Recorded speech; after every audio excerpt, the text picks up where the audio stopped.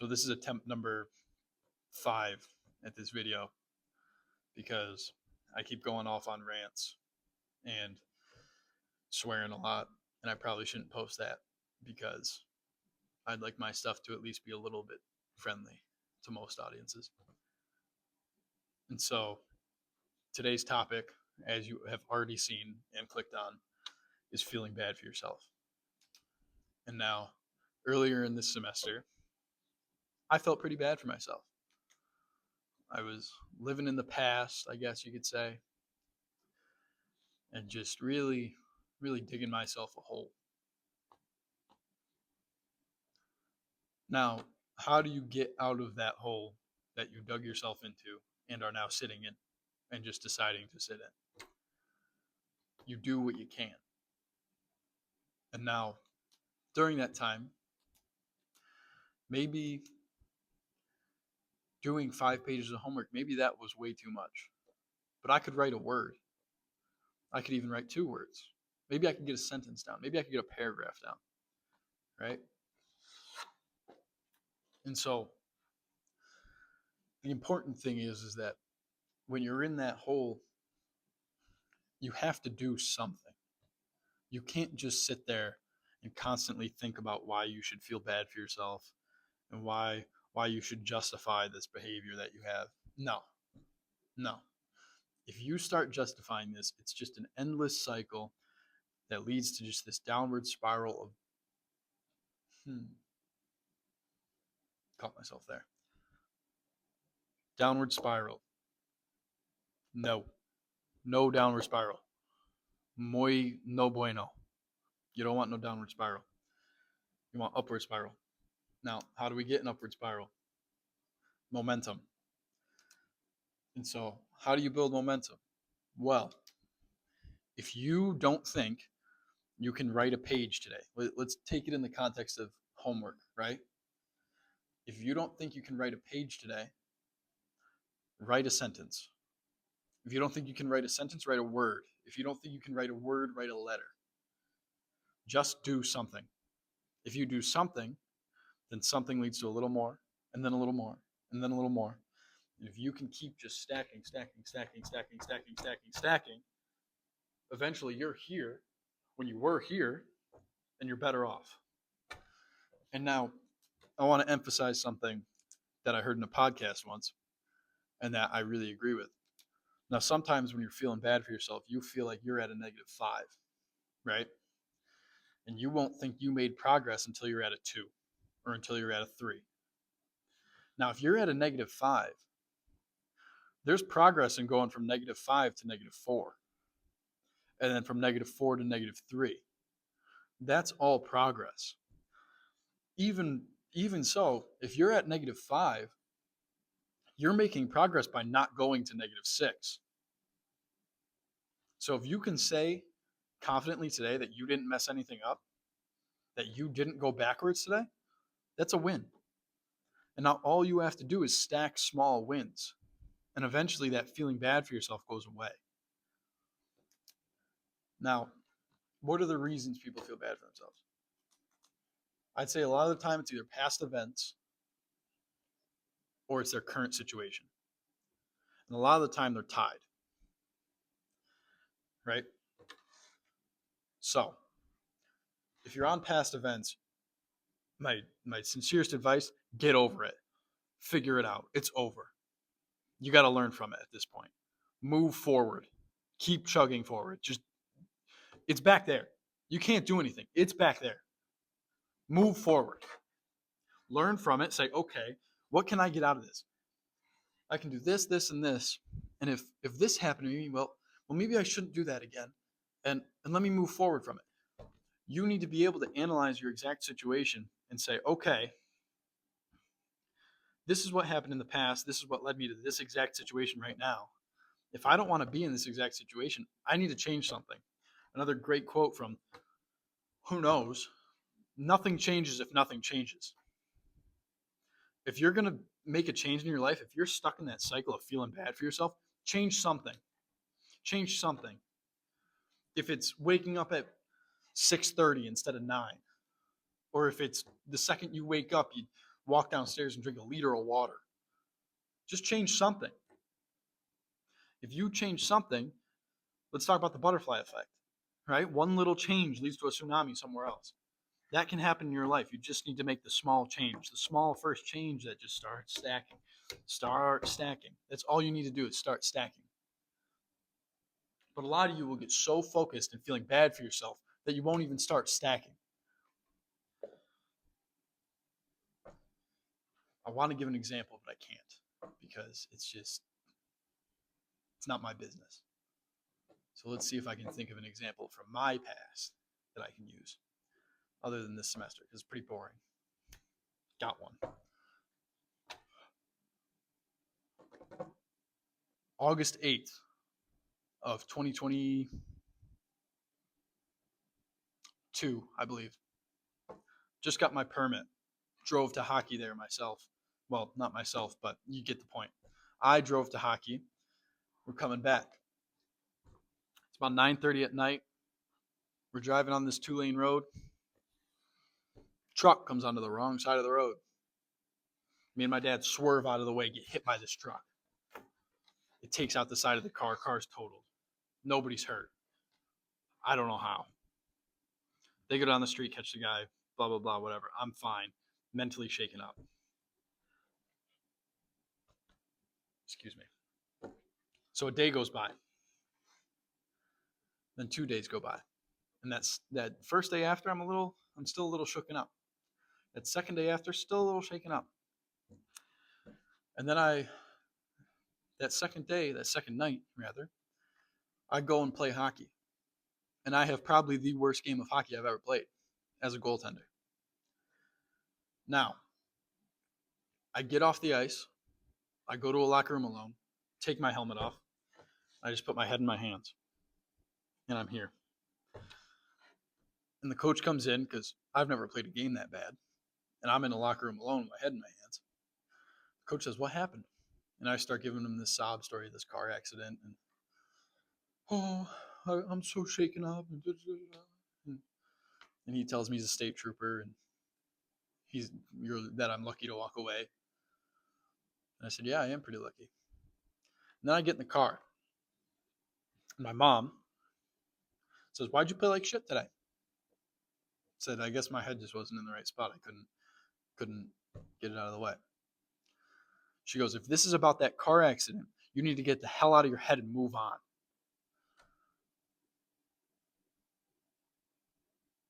It's a pretty crazy thing to say 2 days out, right?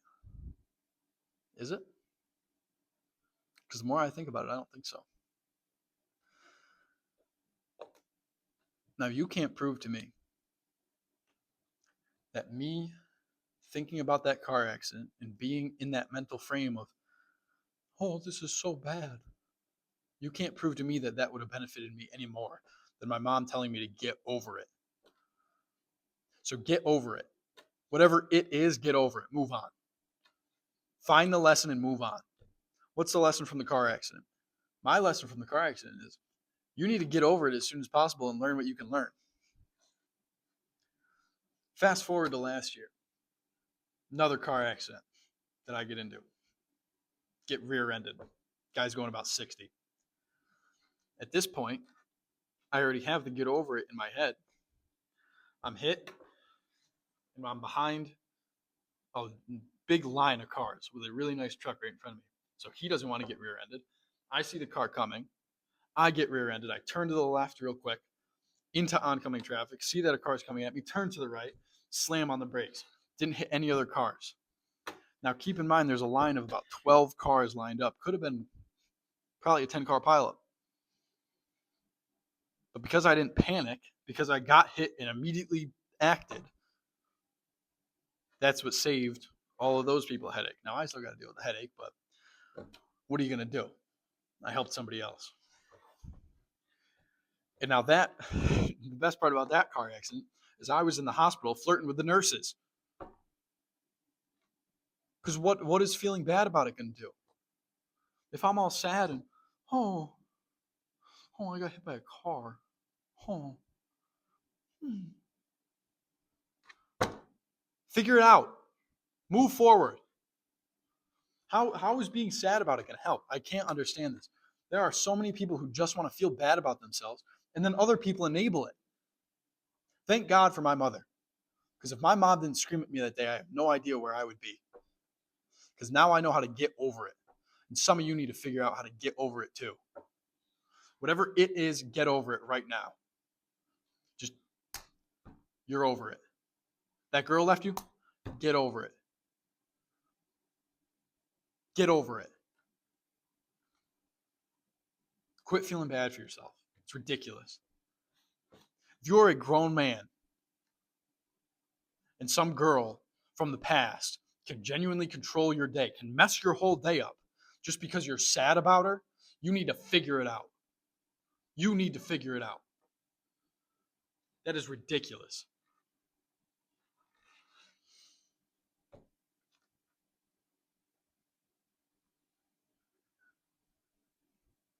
My dog died this summer. I had a day. You know what? No, we're going to tell this story completely. So I got out of school May 10th. That sounds right. Maybe around there. I don't know. May 10th. We'll go with that. We'll go with May 10th. Get out of school May 10th. I get one day of normal. And then that Friday, May 12th, I'm driving to the vet with my mom. And I'm sitting in the waiting room with my mom and I'm saying, oh, Milo has been really lethargic lately. It's kind of a hard time. It's kind of sucks seeing your dog be real lethargic, especially when he's only 10. And now we were told it was a tick. He had a tick and he's got a little Lyme disease, but he'll be all right. We're just going to get the tick out, give him some medication, he'll be good. We go in that day. They take Milo back and they get some x-rays and maybe an MRI done. And they see that he's got a cancerous tumor on his spleen and his spleen could burst at any moment.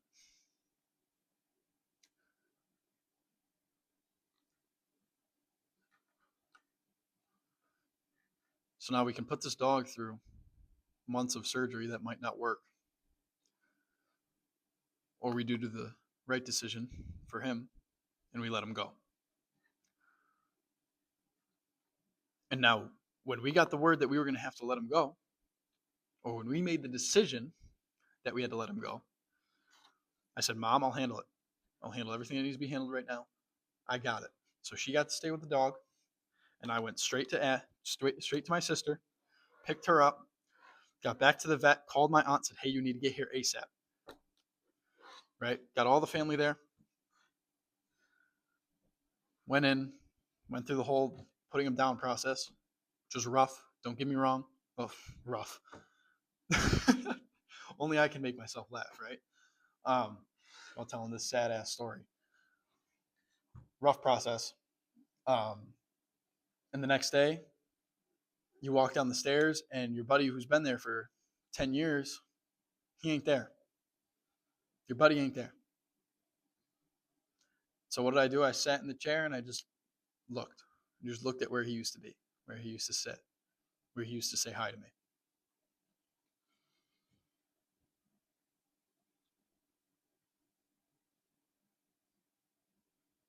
Then I cooked breakfast. I put my jeans and work boots on. And I drove to Monterey, Mass, where I fixed a dock. And made a good amount of money. With that good amount of money, I went straight to a jeweler and bought my family things to remember my dog by. Some nice necklaces.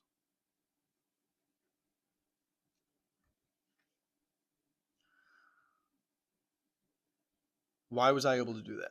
Because I didn't feel bad for myself.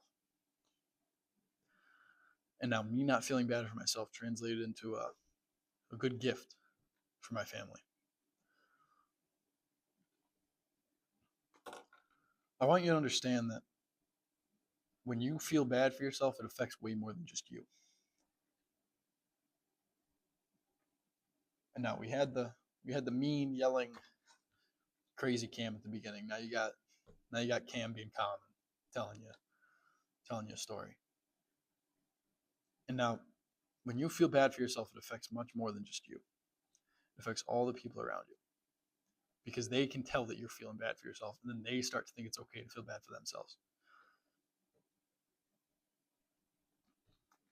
See, my family, the last name LaFerrier, has never felt bad for themselves a day in their lives.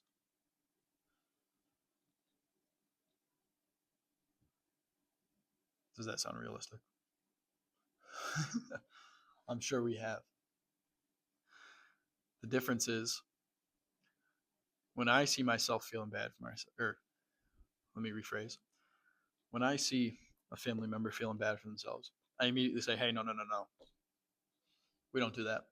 We know who we are. And when I start feeling bad for myself, my mom, my sister, somebody, oh, you need a tissue? You can cry about it? You want to feel bad for yourself?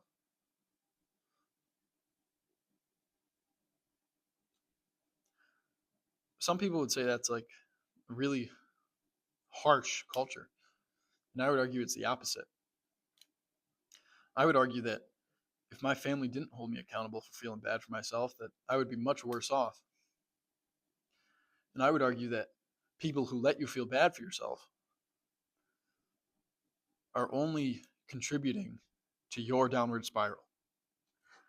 So if you have people around you that let you feel bad for yourself, you need to question their friendship. I'm not saying cut them off. I don't know your situation. But question everything they say to you. And show them this. If you really care about them and you really care about the people around you, you tell them when they're feeling bad for themselves. Because when I see somebody that like, I don't want to say I don't care about, but when I see somebody who's just, let me find a way to phrase this.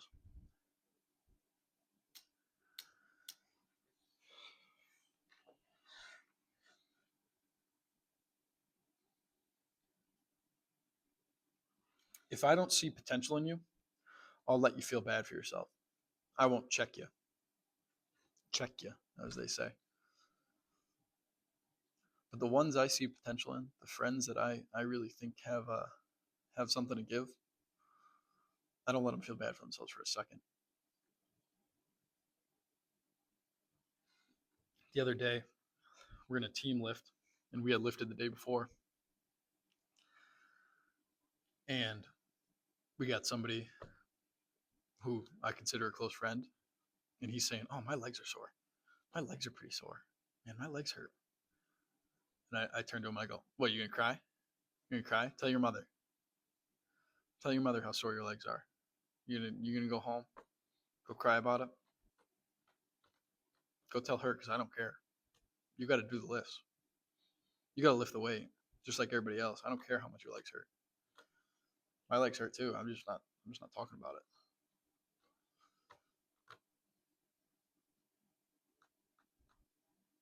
So think about that.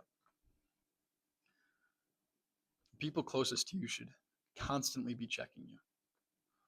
Constantly. And you should constantly be checking the people close to you too. If your friend says, oh, they have like this dream to do something, right? I'm going to use my friend as an example.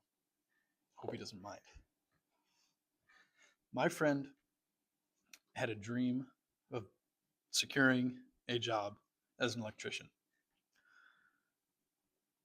This kid worked every second that he wasn't either working or going to the gym. Every other second of his day was dedicated to learning about electrical. He was going to school at McCann, and he was doing studying on his own, studying on YouTube.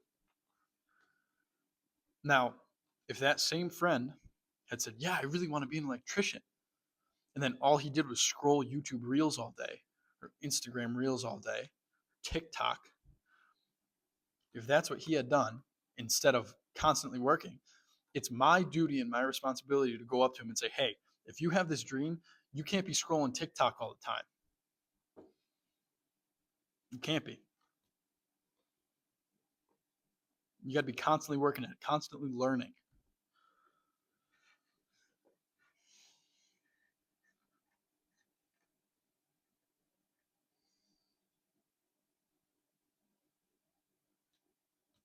Check your friends. Don't let them feel bad for themselves. And if they let you feel bad for yourself, tell them not to. Tell them to be harder on you. That's what friends are for. That age-old saying. Oh, that's what friends are for. I'm gonna give you a hug when you feel sad, which is great. But don't ever let your friends be sad for more than a day. Because there's no point. There's no point. What what good would it do if I was still crying about my dog? What good would it do? Nothing. I can't bring him back. I can't bring him back. If I was still feeling bad for myself about him, I would have gotten nothing done. And earlier in the semester, when I was feeling bad about myself, I got nothing done. And nobody checked me. I had to pull myself out. So if you got nobody around you, pull yourself out too. Do the one thing. Do whatever easy thing just to get some momentum started in the other way. Because right now you got a boulder that's rolling downhill. And it's a lot easier to move a boulder when it's already moving forward.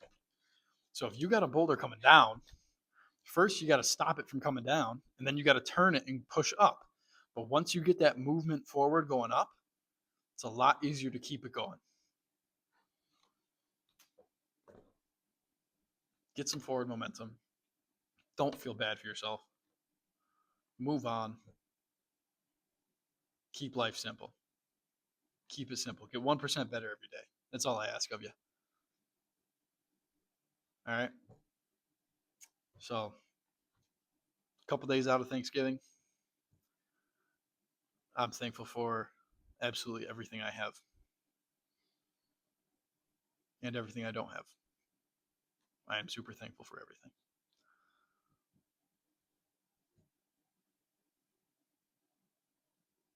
Keep praying. Don't feel bad for yourself.